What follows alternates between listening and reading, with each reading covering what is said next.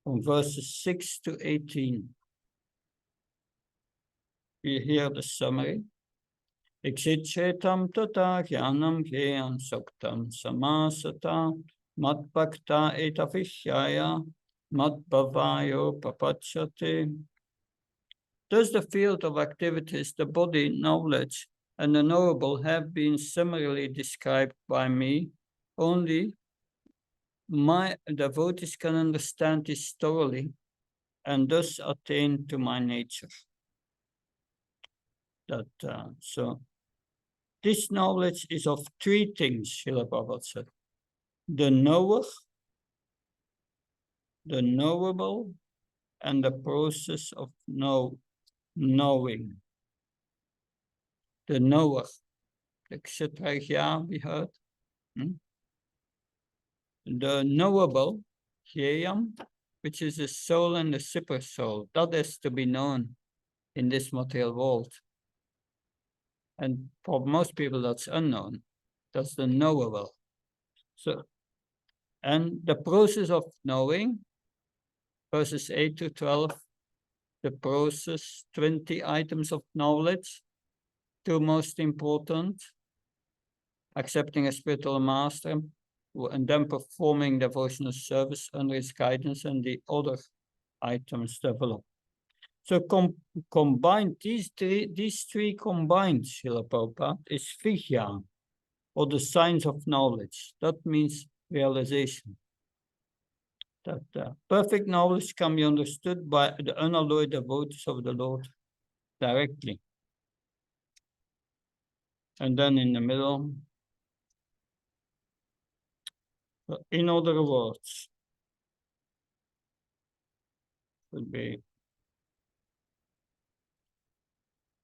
anyway, I don't find it, but on the screen, but in other words, knowledge is nothing but a preliminary stage of understanding devotional service perfectly. Because when one understands the knower, the knowable, and the process of knowledge, what will you do? You understand I'm a part and parcel of Krishna. Krishna is all pervading as a super soul, is in everyone's heart. He's transcendental. Then you perform devotional service. Thus, three items have been described: the field of activity, the body, the process of understanding, and both the soul and the super soul. So it's a summary of what we have heard this verse. In other words, only devotees and not others can understand Bhagavad Gita and derive the results. And now, in the next section, Krishna will speak about Prakriti. We have Prakriti, Purush. We will address these points. Yeah. The spirit soul, we understand, like 10,000 people here. But does it have a form? Like human form with senses? Because we say that there are spiritual senses also. Shall I read it again what Prabhupada says? The senses are there. Spiritual senses are there, but they are covered over by subtle and gross. The spiritual body is there. It is covered over. It's very subtle. So what form is that? It's like a human form, original spirit soul. But we say different bodies. They are all like the hands of humans are different from hands of apes. Yeah. So the spirit soul doesn't have form of an ape or that form of the spirit soul is not manifest yet. It's underneath, but that is described in Nectar of Devotion that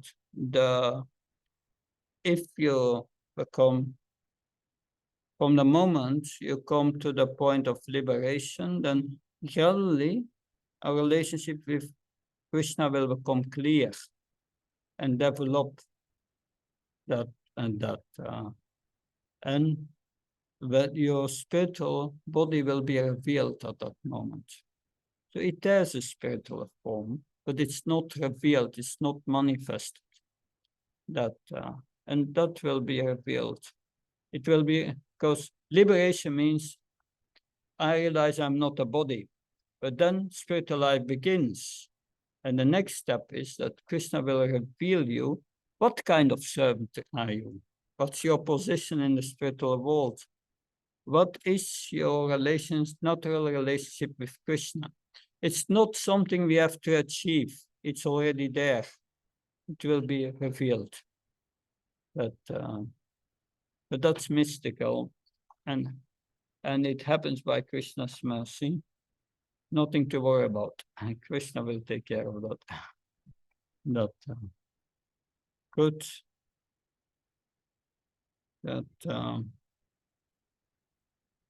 Now this next section, 20.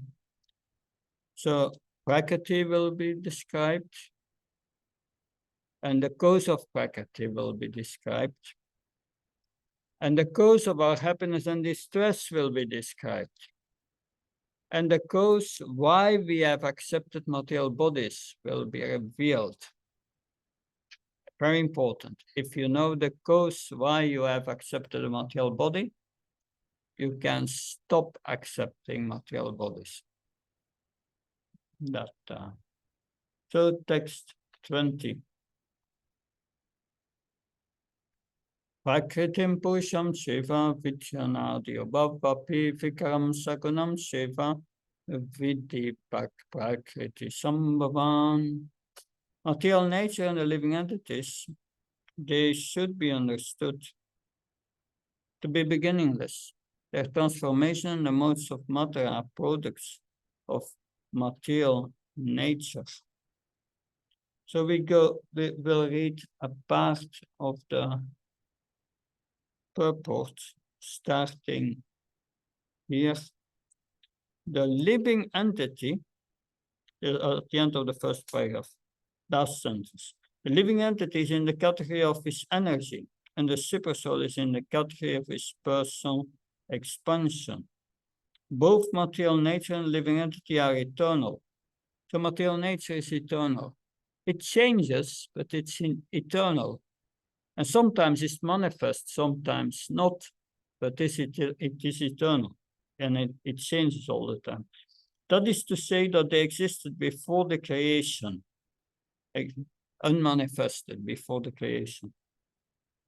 And the material manifestation is from the energy of the Supreme Lord.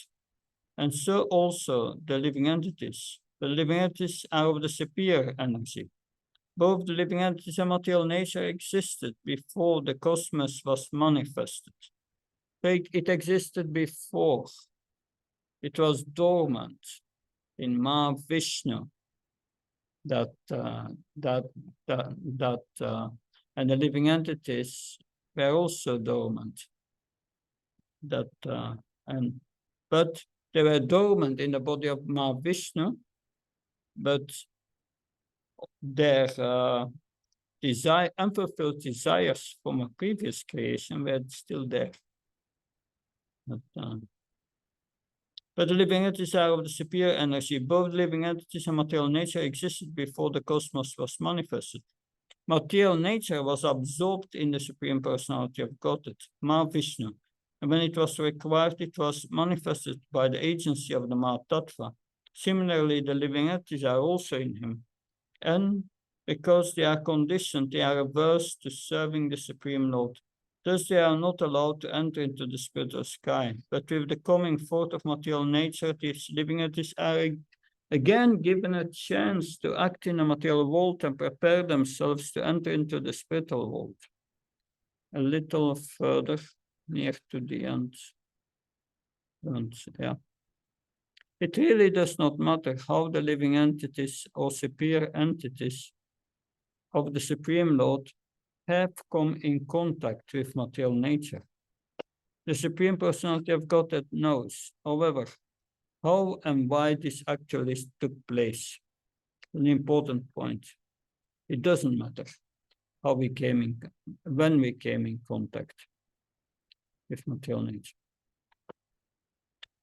As spirit, in last sense, as far as spirit is concerned, living entities are all the same. All the same. Now we will look. Here we have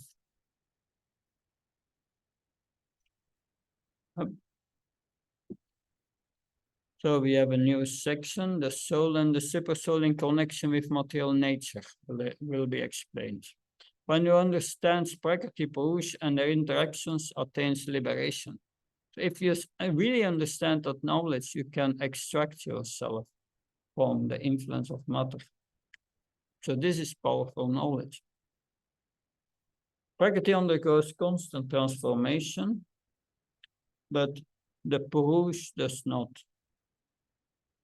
So the living entity remains unchanged, but out of ignorance, he identifies with the changes of the body. And all the superior energy of the Lord, the living entity, has become conditioned by material nature due to his rebellious desires. When there is creation, the living entities are given the opportunity to act in the material world and prepare themselves to enter into the spiritual world. So this is text 20. Let's see if there are quotes. 20. This is a long quote, very long. 21 is not so long. Okay, yes. With the understanding that every spirit soul is a distinct individual with distinct quality. How can you say that they are all different? That they are all Satchit Ananda, eternal, full of bliss and knowledge. They may have different karmas, but that's material. Has nothing to do with the soul. But yeah, we are entangled. And why we are entangled, that we will learn now. That will come now, a very important knowledge. That's 21, the cause. What's the cause of material nature? What is the cause of our happiness and distress? We will learn here.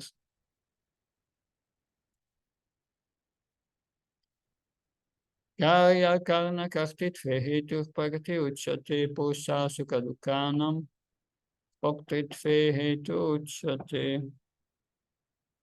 Nature is said to be the cause of all material causes and effects, whereas a living entity is the cause of the various sufferings and enjoyments in this world. So whatever happens in this world is material nature doing. Material nature is the cause. And who controls material nature? Bhagavad Gita 9:10. Maya Yakshana Prakriti Chuchrecha. Krishna says, I'm the superintendent of material nature. I control. Material nature works under my direction. But then it said, yes.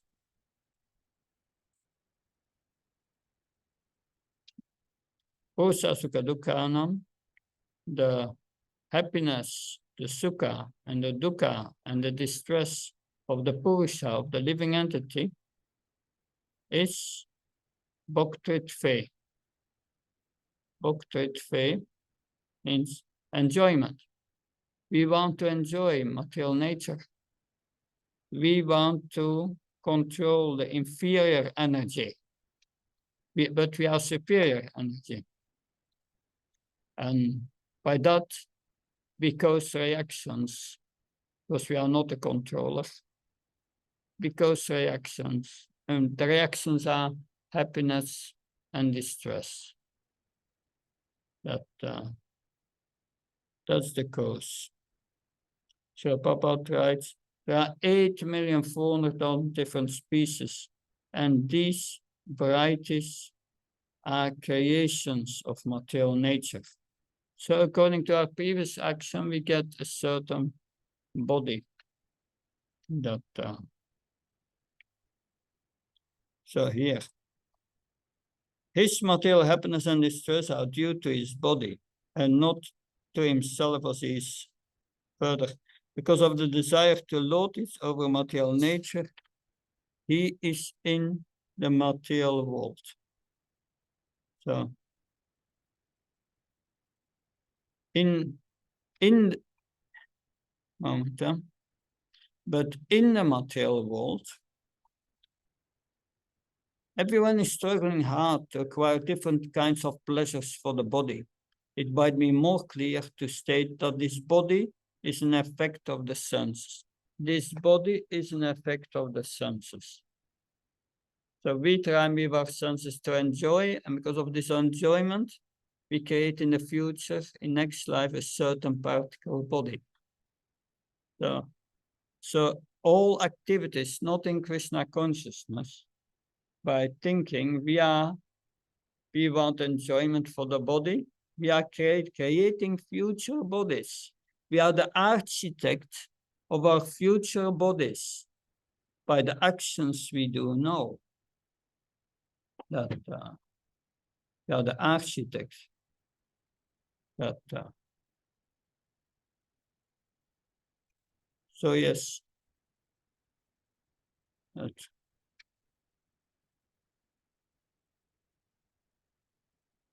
according to one's desires and activity, the material nature places one in various residential quarters. Desire and activities. That you get a certain body, which is like an apartment or a residential quarters, etc. A play field for the conditioned souls. It's our play field. Yes? Maharaj, is the body which we are creating by activities now, is it reversible in any way? That this body is parabdha karma. It's manifested karma of previous lives. The chanting of the Lord destroys, and devotional service, pure devotional service destroys 4 kinds of karma. Parabdha karma, aparabdha karma, kutas and bija and kutas. Seed form and the desire to do it, the sinful activity again. We explained that about a drunken man who gets a hangover and so on, and creates 4 kinds of karma, all destroyed. But this body is running out. That it's not that, because when all your karma by the pure devotion service is finished, if there would not be a parabdha karma anymore, you would disappear. Because the body itself is parabdha karma, so it's running out like a fan running out. That it's unplugged and turns for some time till the end of life, and then that. But that's explained nectar of devotion. Nectar of devotion will be quite revealing on that point. That I referred already a few times to that. The parabdha karma is extinguished, the body remains till the end of No. The body is parabdha karma.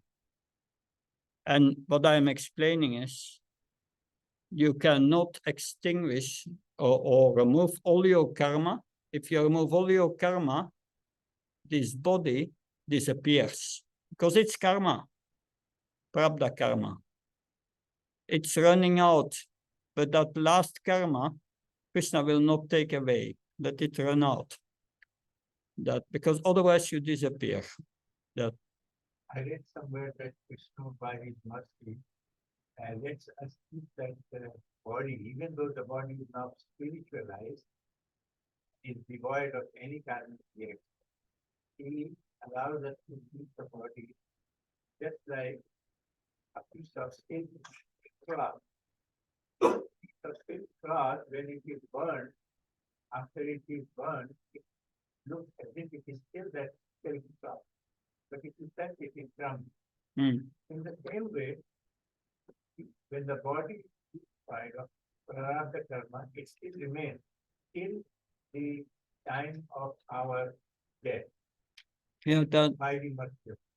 yeah, that's the position of the liberated soul. Then the body, although it appears to be, it may even be the prarabdha karma, but it is spiritualized. It's not the same. That we know that Yudhishthira Maharaj went to heaven in the same body. And also Gopkumar went to the spiritual world in the self-same body, but it was spiritualized. But these are exceptional situations. Yeah, yeah. But it's just the principle that the material body means prarabdha karma. That is a principle that the pure devotee technically has no material body anymore. That's spiritualized. But yeah, such a pure devotee is very rare. Good. Thank you. So here, where was I? Text 21. Yeah. So according to one's desire and activity, then one is put in a certain residential quarter. Once placed in some particular kind of body, it comes under control of material nature because the body is matter according to the laws of nature. Like that we have the gross material body, and we have the subtle material body. That so when we leave our body, the subtle body is still there, but it's taken by Krishna, the super soul, to his next destination. And then the subtle body, it goes to the wall, no problem, because it's more subtle than gross matter. That Narada Muni has a spiritual body. He walks to the wall. He walks to clouds. He dances in the air. There's no impediment. So the more subtle our body, the more powerful. So the demigods, they have a subtle body. They sit on the clouds. No problem. And Brahma has a causal body. A body only made of intelligence is even more subtle. So we cannot see Brahma. Only the pure devotee who has spiritual vision can see Brahma. When Prabhupada was in London, was not Sastri, it was the previous place there, that they had kirtan, Burton Place or something. They had a kirtan in the temple, and Prabhupada was leading the kirtan, and it became very ecstatic. And the devotees, after the kirtan, said to Prabhupada, it was so ecstatic. Yes, Prabhupada, did you not see? Brahma was there, and Narada. They participated. And he instructed them to make seats, small seats for Brahma and Narada. And the seats are still there at the two sides of the altar at Sastri, if you can. But he could see, we could not see. That's the difference. That with a spiritual body, you see more than with a gross body. At that time, the living entity has no power to change that law. Suppose an entity is put into the body of a dog. As soon as put in the body of a dog, he must act like a dog.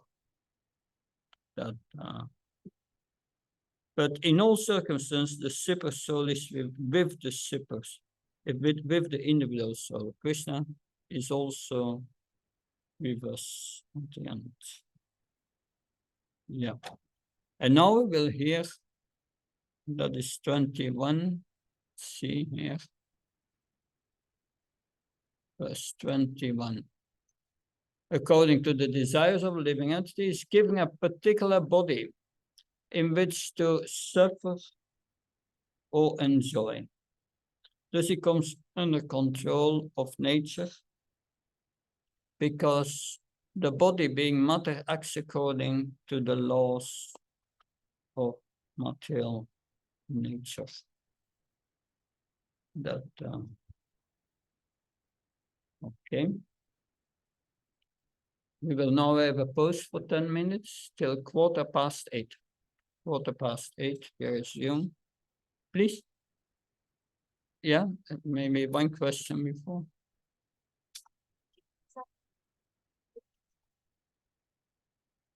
Spiritual senses. Yeah. We have gross senses, subtle senses, and then spiritual senses. That the spiritual senses are eternal.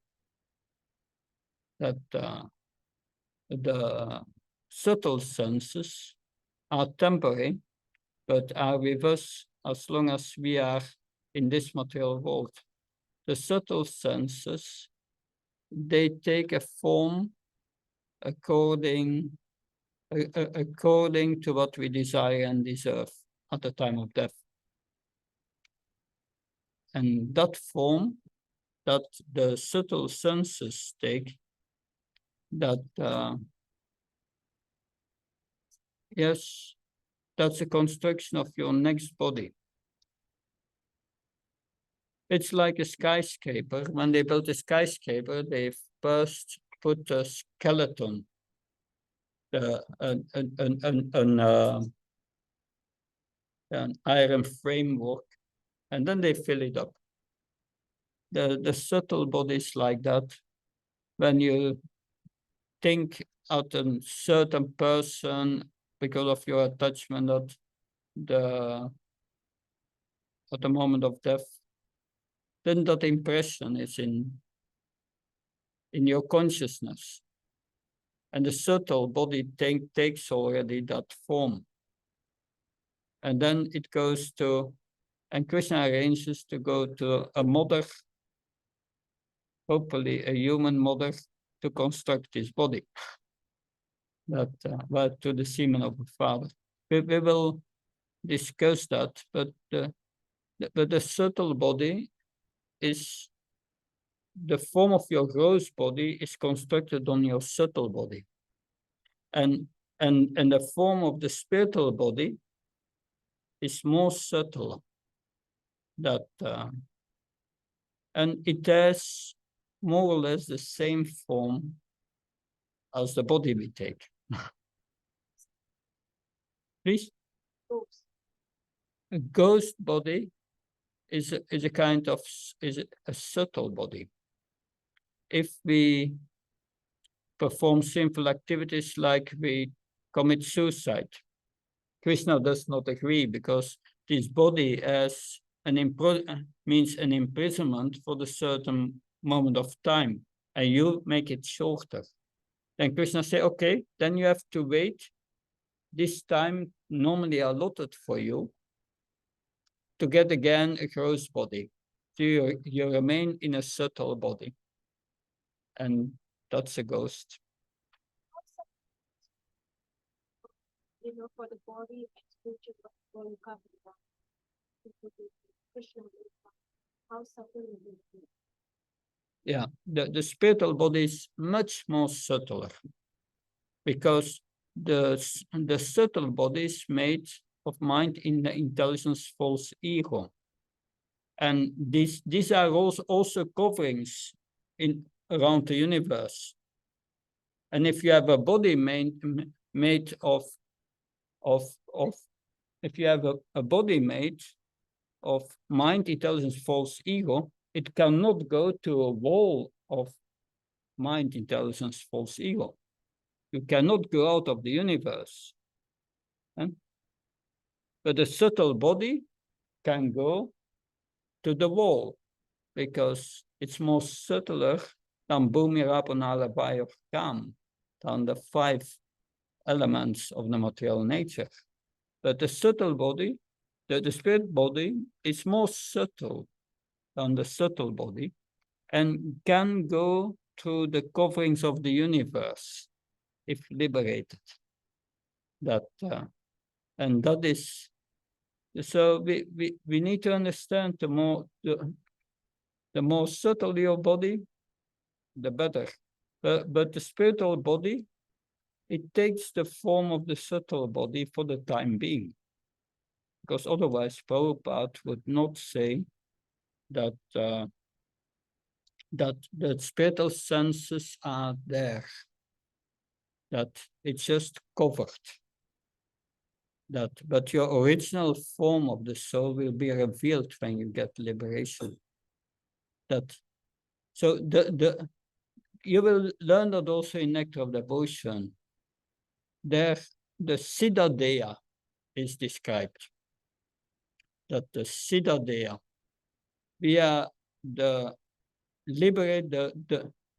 liberated spiritual body. There is a verse in Nectar of Instruction, one of the last one. One should go to Radha Kund, and there on the bank, perform service for Radha and Krishna in your Siddha Deha, in your spiritual body. So the liberated person has realized his spiritual form, which is covered. But the spiritual form can be different on its gross body. But still, it's there. And the liberated person, the one who has attained prema, love for Krishna, this verse says, Rupa Goswami said, one who is liberated, who has attained prema, love for Krishna, should go to Radhakund and serve Krishna there in his Siddha Deha, in his spiritual body. That can be a body of a gopi or a body of a coward boy, who knows. That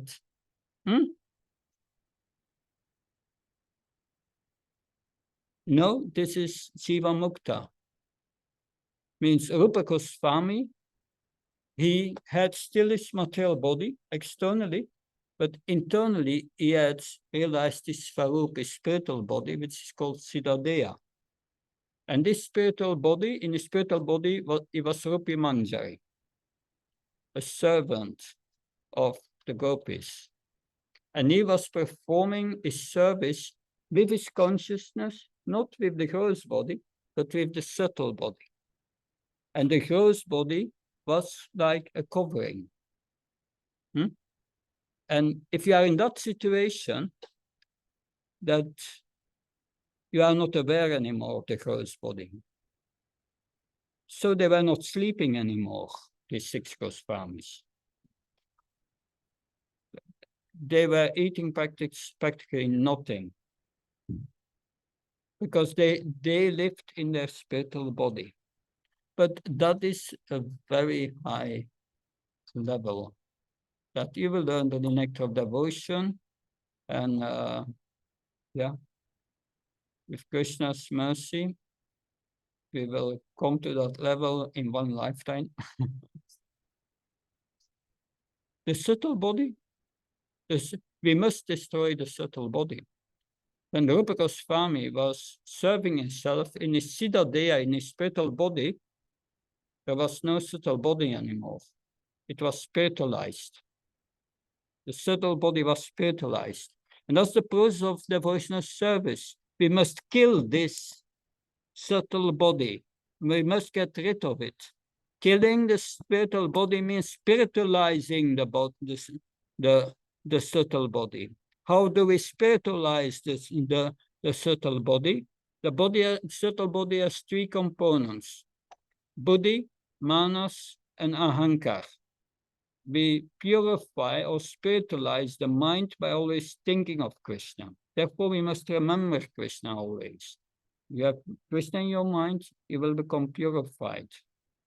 And intelligence is be purified if we hear transcendental knowledge, Bhagavad Gita, and we make plans to serve Krishna with our intelligence. It becomes be purified. And then there's no, if the mind is purified and the intelligence is purified, then our ignorance is gone.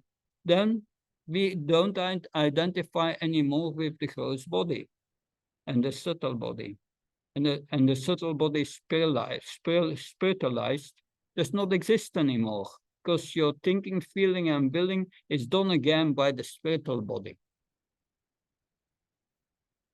That's the whole story. But for the people who go to Krishna Loka, they still have subtle body, they still have mind, intelligence. No. They go pure with their spiritual body, and the spiritual body does not need a separate mind and so on. The thinking, feeling, willing is done by the spiritual body. What type of body? What? They don't have subtle body. No. And what the subtle body, what the spiritual body is like, is inconceivable in our present state. That so don't ask me. I don't have experience with it. But one day when we become liberated, we will know. Good. Then we have a pause now, and let's reconvene at 8:25.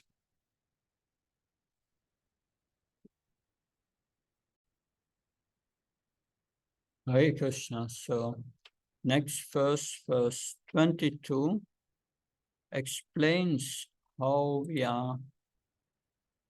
we got this material body. That why do we get a material body? How do we accept it? Purusa pagatisto he bhakti chan kunan karanam kuna sangrasya satasachoni janmasi. So essential in this verse is, and I suggest you are memorizing the Sanskrit words. Bhunkte prakriti jan gunan. Bhunkte means enjoying. It's with our enjoyment, with our enjoying spirit. Prakriti jan, material nature, will produce a body that so this by the Bhunkte Prakriti. We try to enjoy Prakriti, nature. And that makes our connection with the guna sangha, the guna, the modes of nature. So we connect with the modes of nature, with material nature, by our enjoying spirit. We want to exploit material nature. So the living entity in the material nature thus follows the ways of life, enjoying the three modes of nature. This is due to association with the material nature. Thus he meets with good and evil among various species. So this verse explains how a living entity transmigrates from one body to another. Bhunkte Pratijangana, trying to exploit matter. So this change of dress is due to attachment to material existence, and that attachment is the wanting to exploit material nature, and therefore is put under undesirable circumstances, Krishna said. Undesirable circumstances. So that is going on. In all cases, the living entity thinks himself the master of the circumstances. But yet is under influence of the material nature.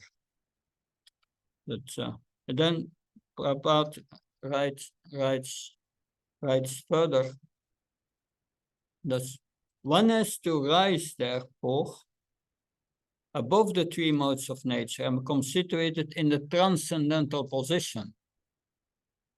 How to do that, that's explained in the next verse, the next chapter, three modes of material nature. And in 1426, that will be explained that how to transcend material nature. That this will be explained. It is 1426. Mamsyo Vyapitarina Bhakti Sevati Sagadan Samatichitam Brahma Boya Kalpate. One who engages in devotional service transcends the modes of material nature and comes to the level of Brahman, to the spiritual level. So that change can be affected. Or that change of our consciousness from trying to exploit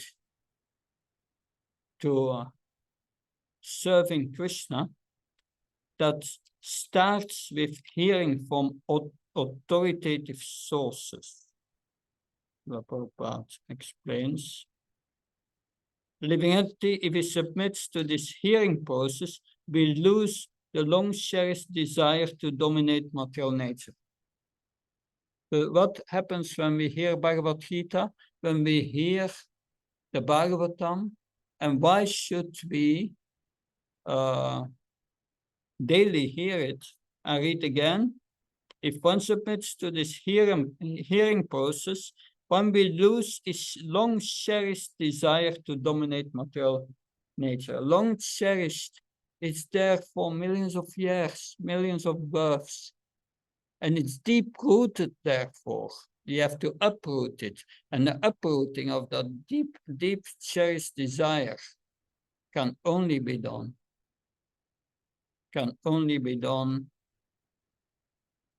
if one hears. And at the end, in a Vedic mantra, it is said that as he becomes learned in association with the Supreme Personality of Godhead, he proportionally relishes his eternal blissful life. So this Bhakti Pragati Jangunan is the essence we must understand. That we create bodies, we accept bodies by trying to exploit material nature, trying to enjoy material nature, which is an inferior energy. Therefore, we become bound by this inferior energy, Prakriti. So here, as long as one is captivated by material existence, one must transmigrate from one body to another. So how are we captivated? And that Bhakti Pragati Jangunan, Bhakti Pragati Jangunan. Should never forget it. That's the cause why we are here. And we must give up that propensity to exploit and trying to enjoy matter, to trying to enjoy relationships in this way, trying to enjoy food and so on. This is all for the body. Of course, we need food, but not for enjoyment, to keep the body together. So, to keep soul and body together, to use the body for service.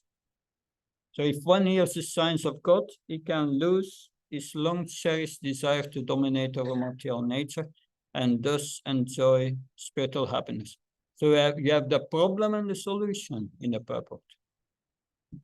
the problem is Bhakti Prakati Janganan. And the solution, Shravanam, Kirtanam, Vishnu Smaranam.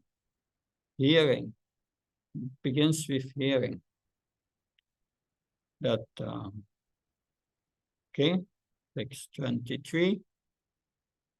Now we get essential knowledge about Paramatma.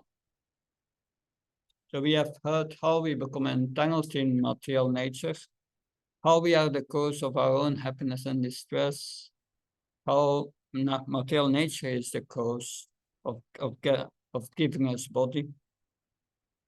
Now, this is the super soul, essential characteristics of the super soul. Upadrastanamanta cha bhakta bhaktama ishvara parametmiti sapyukto deismin purusha param. So, yet in this body there is another transcendental enjoyer, who is the Lord, the Supreme Proprietor, who exists as overseer, permitter, and who is the super soul. So essential here is Upadrasta is overseeing. Krishna sees everything that we cannot hide for him. Upadrasta. And he's Anumanta, is permitting.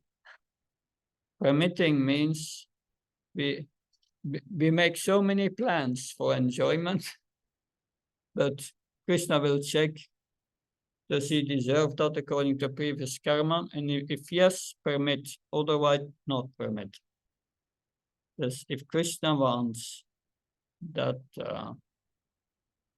but of course, that Krishna is the controller of material nature. He's the permitter, the Anumanta. Like if you have eaten meat, or if you have which is the same karma as killing a cow.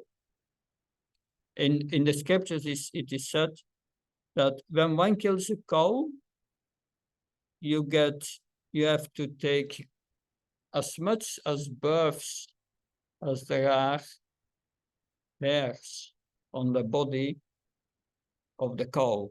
How many hairs are on the body of the cow? How long does it? This means millions of births.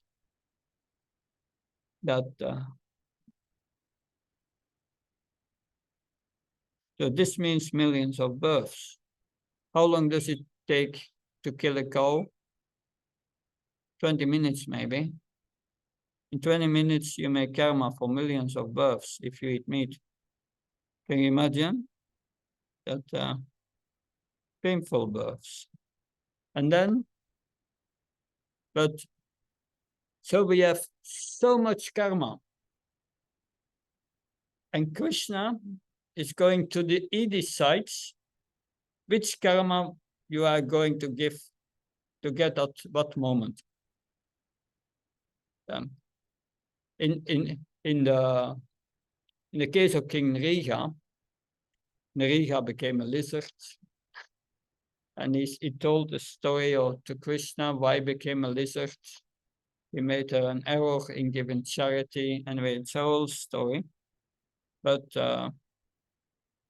then when he came before Yamaraj, King Nriga, and he said, "Oh, you have so much good karma that, but there is that one thing, that offense you made to these Brahmins.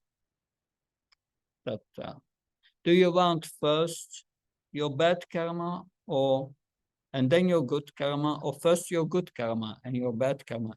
Yamaraj gave him, and he chose to first have his bad karma and become a lizard. And Srila Prabhupada said that was very foolish. Better to ask your good karma than perform the devotional service and get rid of all your karma. That is what Prabhupada said. But anyway, it's Krishna, Anumanta, who normally decides which karma you can get at which moment. It's good to please Krishna, because he permits, he's going to tell you to decide which karma you get at what moment. So he's a permitter. That is a supreme enjoyer that we heard Bhaktam Charatapasam before. Dus Upadrasta, overseer, the permitter, and is a Purusha, the enjoyer. So these are Sanskrit words to remember. Upadrasta, overseer, Anumanta, permitter. That overseer means he knows everything, all your karma, all what you have done. And Anumanta is going to decide what karma you get at which moment. That he permits that. Therefore, we should always think, I have plans. I have plans in devotional service. If Krishna willing, it will happen, because he's the permitter. Should always remember that we make plans, but Krishna permits. So in the purpose, so this verse is stated.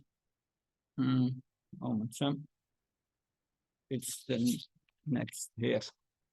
It is stated here that the super soul, who is always with the individual soul, with the individual soul, is the representation of the Supreme Lord. That who is the Lord, the Supreme Proprietor. So he's the is an expansion of Krishna, the super soul. That's super soul is Krishna itself, but not original. It's an expansion by which Krishna pervades the entire material world. But the super soul represents Krishna. Therefore, Krishna, we heard in the 9th chapter, Samam Sarvabhuteshu Namit Veshati Napriya.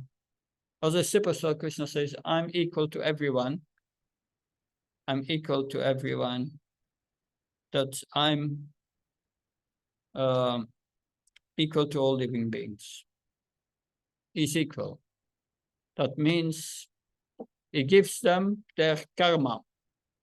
As Anumanta, he permits. You can do that or not do that. He gives their karma. That so it's the permitter. But the super soul for a devotee, it's different.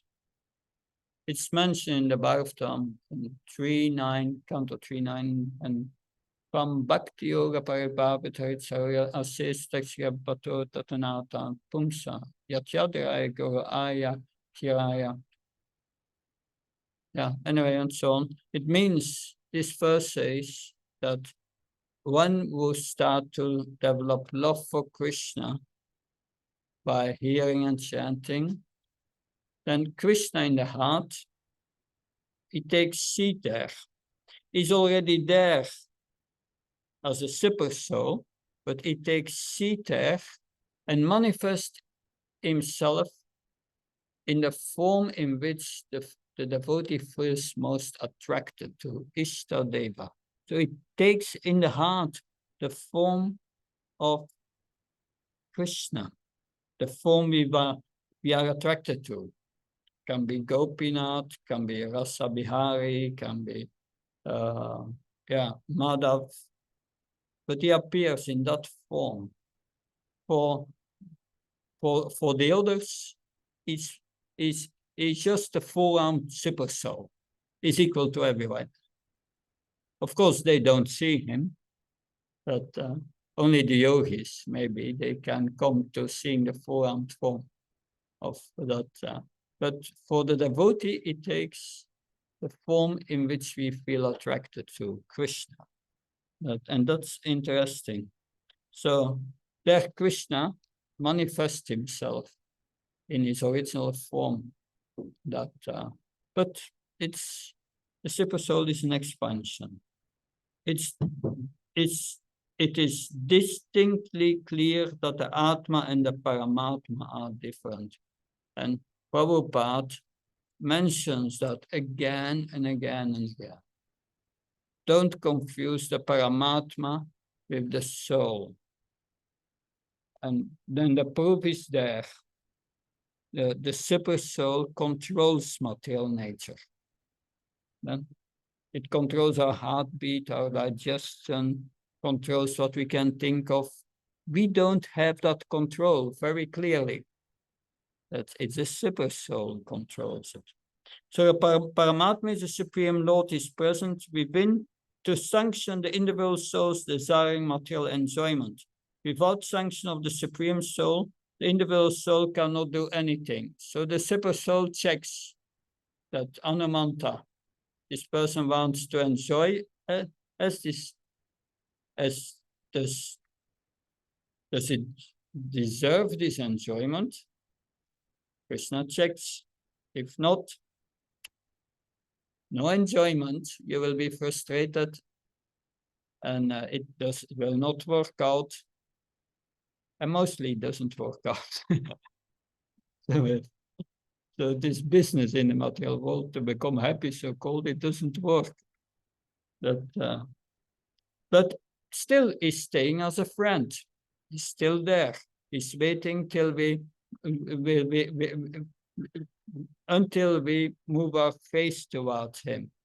But the living entity has a tendency to reject the sanction of the Supreme Lord and act independently in an attempt to dominate nature.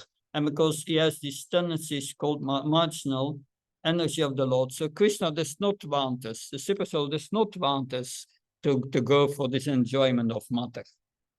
He wants our love and our service. That therefore it doesn't work out. But we think we are independent. I'm going to make it, but nobody makes it.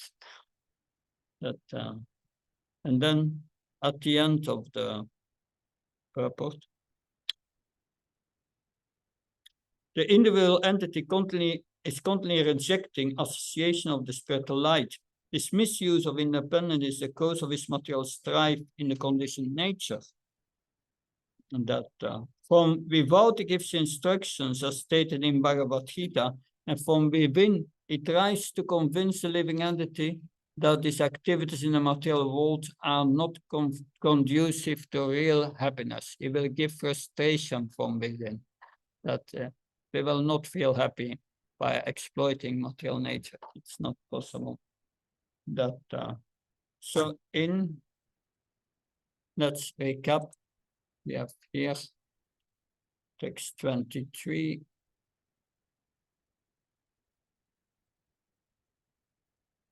Text 23.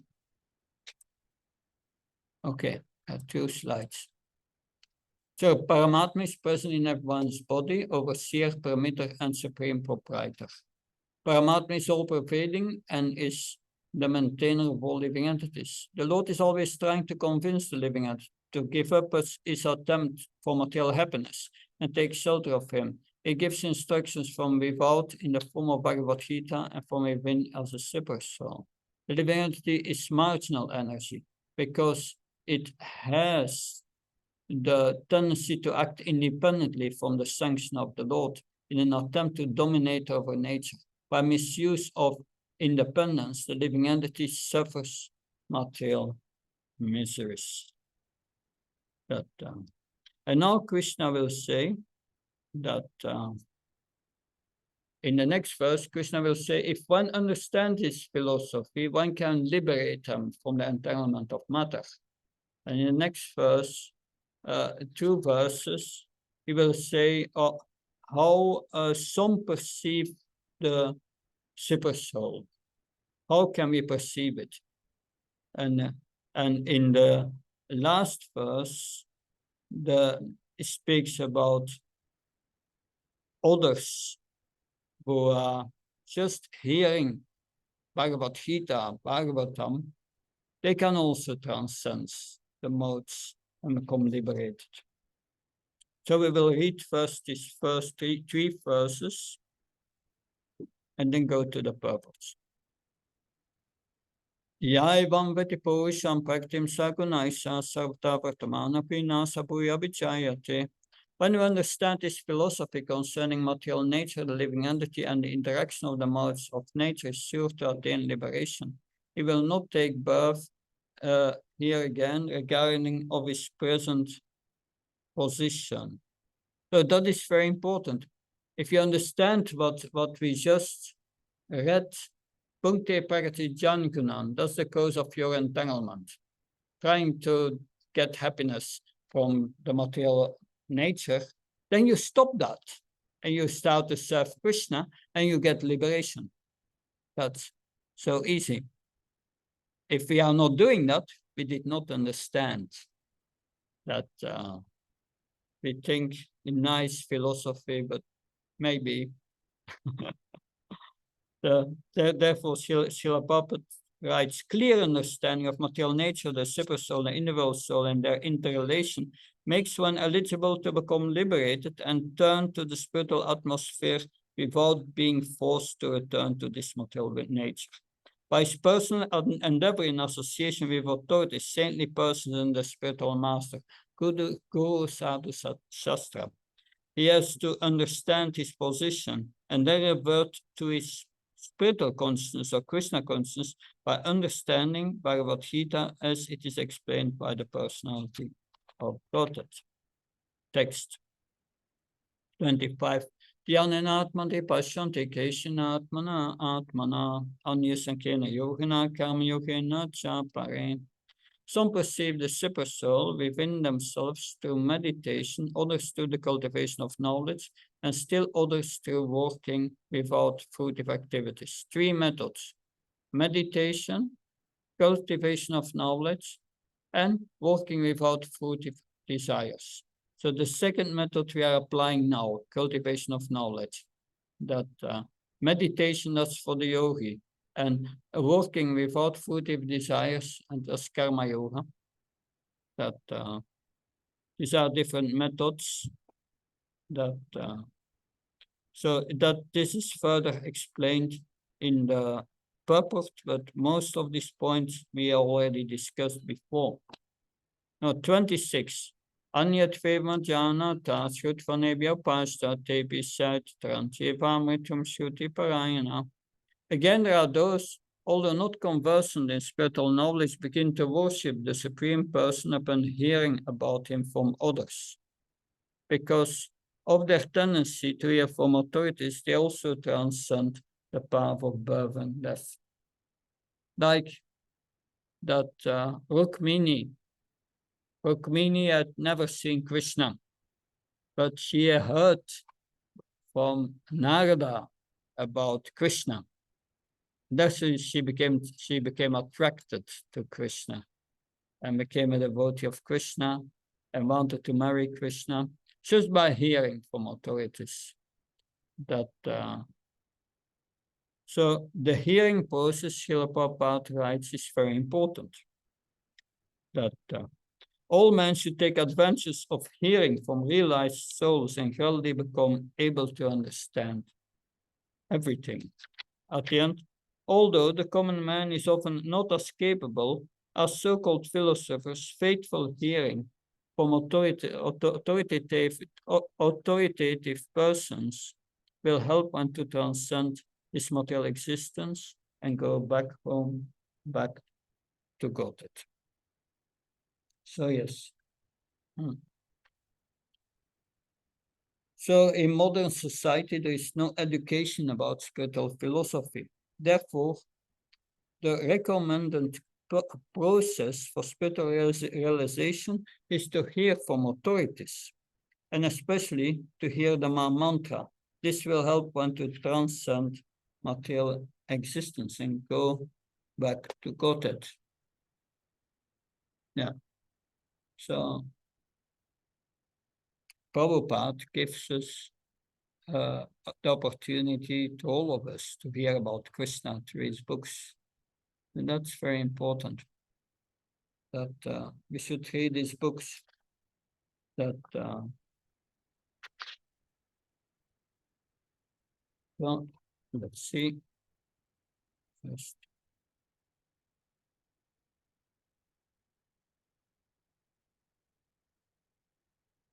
First. So these are different classes of men who search for the absolute truth: karma yogis, jnana yogis, ashtanga yogis, and bhakti yogis. So they have their own methods for realizing the super soul. Atheists, agnostics, skeptics, and monists are beyond the sense of spiritual understanding. And 6, in modern society, there is no education about the spiritual philosophy. Therefore, the recommended process for spiritual realization is to hear from authorities, and especially hearing the mantra. This will help one to transcend material existence and go back to God. So that's the end of this section. Any questions? Yes? Is there super soul in matter? In matter, yes. What is the function of super soul in matter? That, well, you see that wood there, wood has a certain structure, a certain color, certain warmth, different kinds of wood. Where is that coming? Is that by chance? No, the super soul makes that working so that it gets a certain structure and a certain temperature and yeah, it is the matter. The matter has no life. It comes from the super soul. Even so-called dead matter. Even so-called dead matter is by the super soul that it develops and maintains for some time, because it changes also. The dead matter changes also.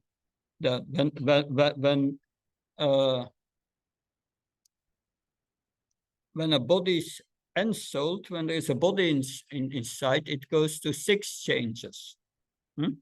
It takes birth, it grows, it maintains for sometimes byproducts, it becomes old, vanquishes, dies. But if we see, this is a house. This house is constructed at some time, and then it's maintained for some time. Finally, it will be destroyed. Matter goes also it's on a cosmic level. It's created at some time. The elements, they become manifest, are there for some time, and will then vanquish. And it's the super soul who does all these things. If we see the bigger picture, then we can understand this. But like even that matter is made of cells. And these cells, within these cells, there are atoms. And Krishna is within the atom, Prabhupada said, and between the atom is everywhere. That is all pervading. That so also in that matter.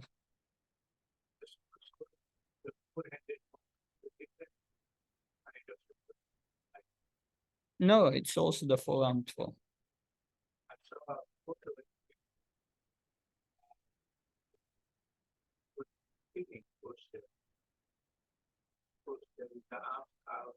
And the legs maintaining the structure of the animal. I did not read that in Prabhupada's books. I'm only repeating what I know from Prabhupada's books. That it's not there, but it's in every atom. And that sure. Okay. Yes. This question might ask before sorry. The super soul is always with the soul, even in the spiritual world. No. No, there in the spiritual world, we have the Supreme Personality of Godhead directly. When the soul comes to the material world, Krishna comes with us as a super soul. But the super soul is not present in that form in the spiritual world, because it's an expansion. There you have Krishna directly. Yeah, good. Thank you. Good. And we reconvene at 12 o'clock. We continue finishing this 13th chapter. Thank you very much. Hare Krishna. Please. 12. No, 11. Normal time, no, so 11.